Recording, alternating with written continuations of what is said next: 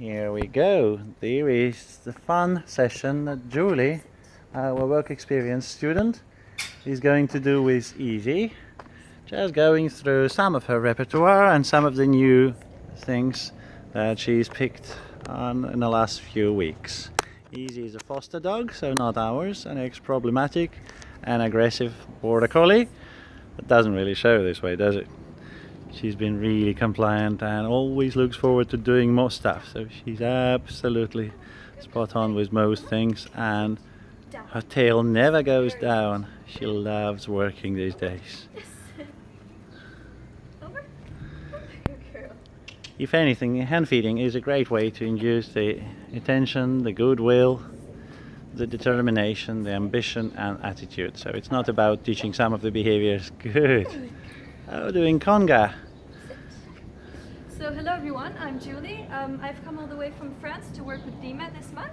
I'm leaving tomorrow, so like the past month I've stayed here. I've worked with Izzy a lot on a daily basis since she's a foster dog and she was here all the same amount of time as me. So I've gotten to know her very well and worked a lot with her. I'm a big fan of trick training. Trick training is basically teaching your dog a lot of silly but funny looking tricks. Not very useful, but just great to increase your dog's obedience and your dog's will to work with you. And yeah, it's just great fun to teach your dog tricks.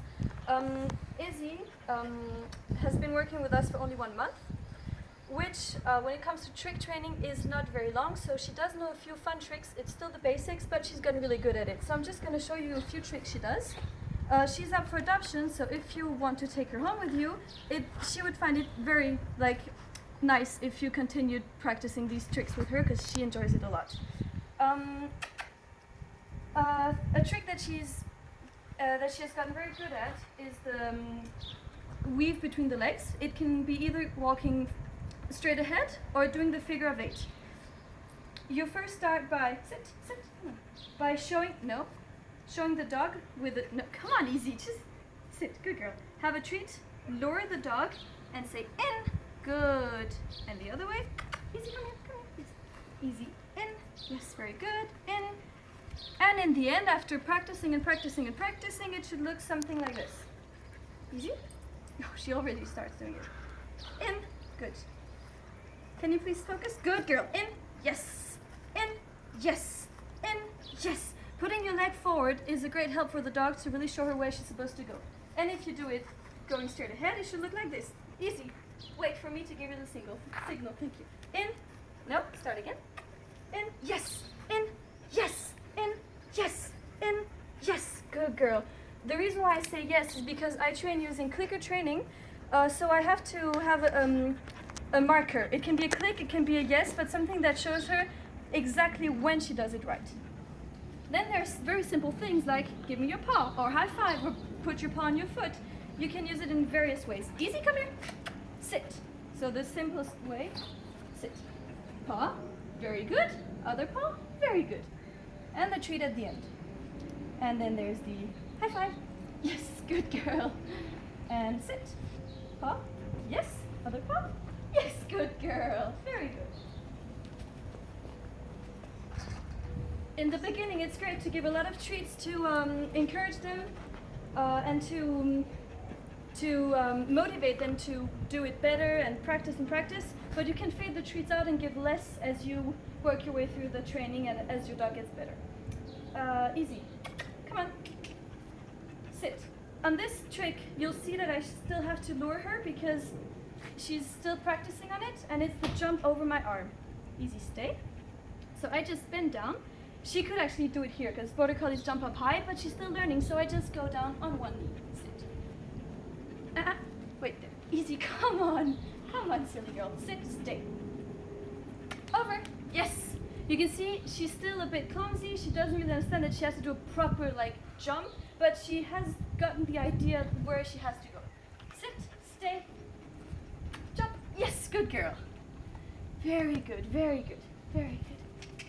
Then another trick that she does, which just took me approximately 1 second to teach because I didn't actually have to teach her anything. She just did it all by herself.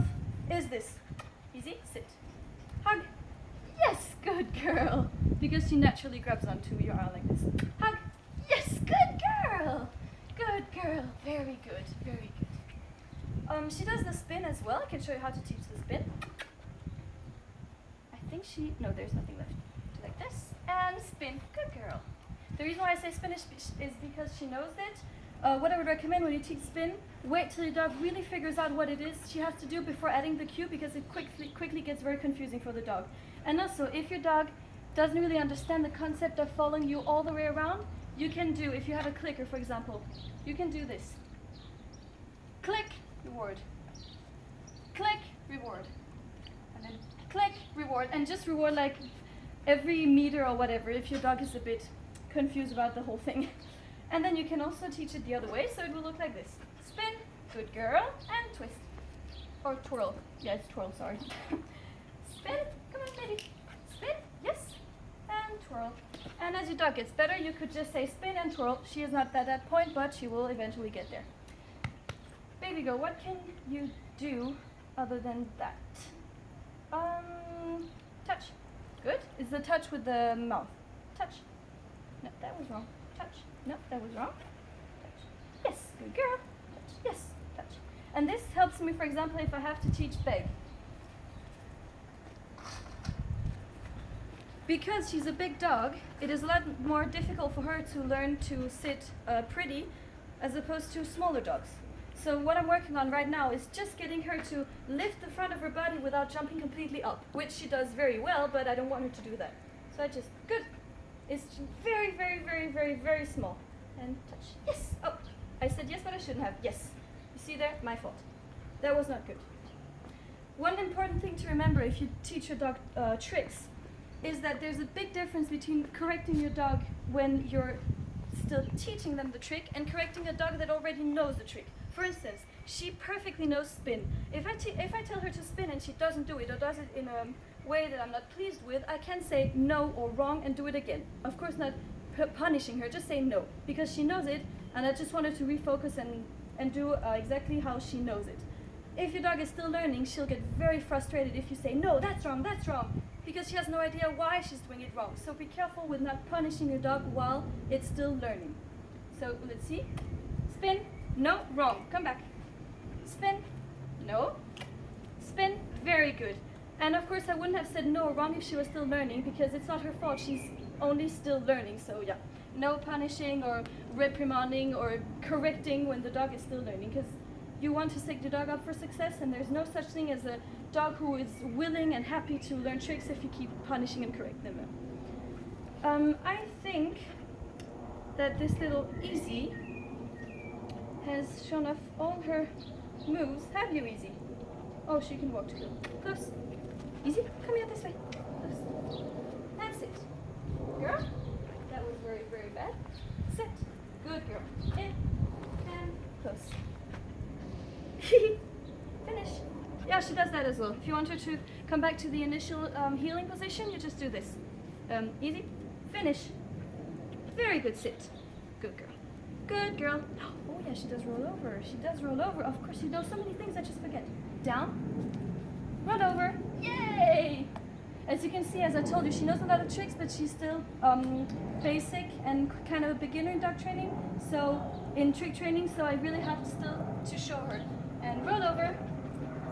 If she was perfect at this, I could just say it like that, and she would understand it. And the last thing I'm working on, and since I'm going back tomorrow, the new owners will have to continue working at that, is play dead, stay.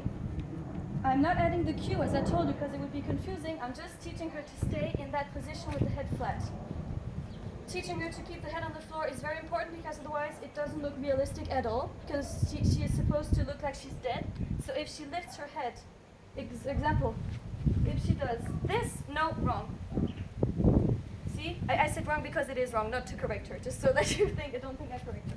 Very good, very good, very good. Okay, get up. Good girl. Hop up. Yes. That's another thing she's very good at. So yeah, that's basically all she knows. And she's, see, very, very happy to work. She's pretty much just being a border collie. They love the trick training. Over. Yay, good girl. Okay, so yeah, thank you very much for watching. All right, thank you, Julie. It's been fantastic, and we've introduced Izzy to about 10 handlers throughout this month, so she's ready to go with the number 11. So yes, we've invited members of the audience to come in, and with no dog experience, to just go on and work the dog they've never met before. So yeah, she's been really good, so you're not achieving much attitude-wise, so now she can finish her meal just eating for free. Well done, Izzy. You can rest, and she does rest, believe you me. Her brain is always working really, really hard. So she's been hand-fed pretty much for most of the last, 5 weeks? All right, goodbye.